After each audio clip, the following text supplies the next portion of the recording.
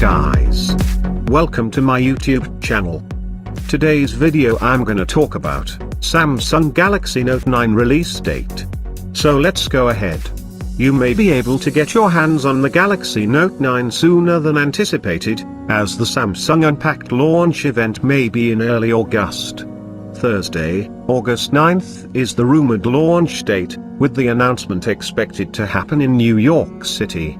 Last year's phone was announced on August 23rd. There's been a lot of evidence backing this up.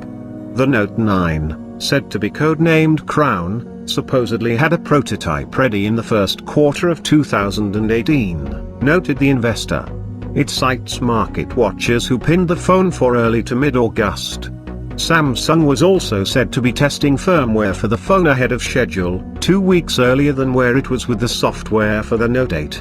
And remember, the S9 firmware was tested earlier than the S8 and that went on to launch earlier, too.